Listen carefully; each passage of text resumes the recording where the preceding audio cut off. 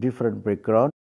I think this meeting is very important to bring people from many different countries, especially from G20 countries, and also from different backgrounds in terms of their belief, their cultures, and also organization.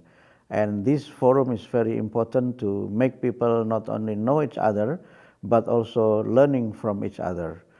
And I think the IF20 forum is also very important to bring the understanding on the importance of faith or the importance of religion in solving and contributing to the common good of the people, and also to the peaceful coexistence among people from many different countries. So we discussed so many diverse issues, ranging from the issue how religion could become important factors in development, and also how religion could play in relation to anti-corruption or conserving environments, and also the issue that relate to economy and some other issue that actually very diverse and very complex that really happen in the world now, and especially the role of G20 countries, how people could contribute to make our world better. Of course, we need to make religion become down to earth. Religion is not only the issue how we could be, let's say, righteous people who enter paradise, which is very transcendental, but we also need to bring religion down to earth and bring religion as a very important values, very important teaching to solve problems faced by people, ranging from economy, politics, and also some other complex problem that the world now faces.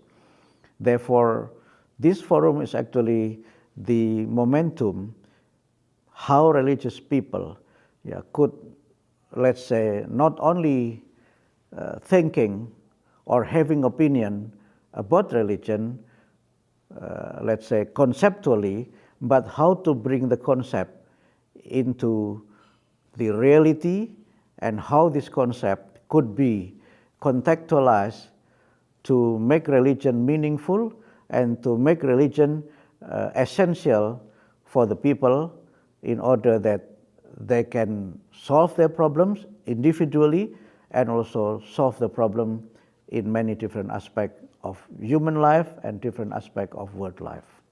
As religious people, we have to be very optimistic about our world now and about our future world. This is the key. The second, of course, we can solve the problem by working together. We cannot solve the problem by our personal superiority or maybe state supremacy, but we need to work together. We strengthen each other by, of course, allowing us to, let's say, make the religion impactful. And the third, of course, we need to work harder, because some of the problems in relation to our world today, in my personal observation, are not mainly caused by religious people, but to some extent also caused by other factors, which I consider as external factors, factors that are not coming from religion, but factors that are coming from outside religion. Therefore, having this situation, then again, we are optimistic, but we cannot become overconfident by neglecting the challenge that from time to time becoming more and more challenging. But by saying it is a challenge, meaning that there are opportunities as well as there are problems. It is in this context that the meeting like this is not only bringing people together with a very costly financial expenditures, but then how the participants of this IF20 forum could have engagement in relation to how people can work together, how people can share their expertise, can share their experience, and also the possibility to share resources, because only by having engagement, partnership, and networking, I think we can solve the problems in many different parts of the world. We have to see the reality that we face inequality in relation to economy, in relation to prosperity.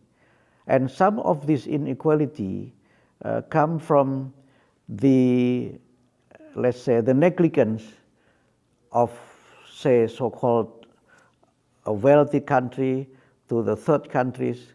And second, also because of the ignorance towards differences and ignorance toward the existence of others. By having the theme that no one left behind, meaning that we need to be more inclusive and we need to be more respectful to accept others and also to help others or maybe to facilitate others in order that we can raise the prosperity and also we can allow and give more opportunity for those sometimes neglected under the name of majority or under the name of superiority and so on and so forth. By having no one left behind, we need to put that people actually have the equal and the same position, and they have their own principles, they have their identity. Once we try to disregard the identity, then we make people becoming left behind.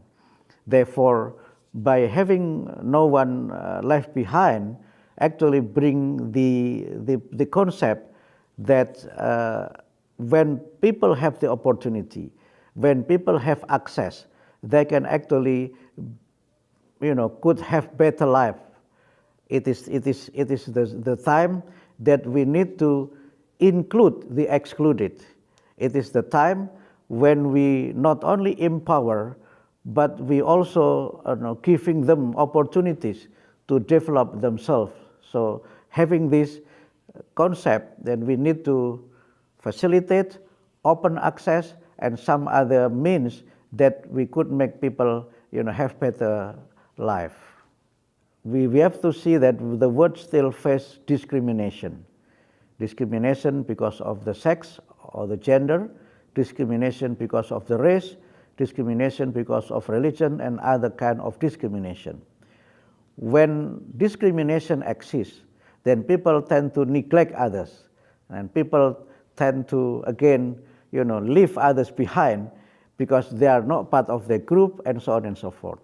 Therefore, in order to avoid this kind of discrimination, then we need to address the problem of superiority or supremacy on the basis of religion, on the basis of race or culture and other kind of supremacy. Because basically everyone was born free and everyone was born equal. Therefore, having this spirit and the spirit of inclusiveness, I think we can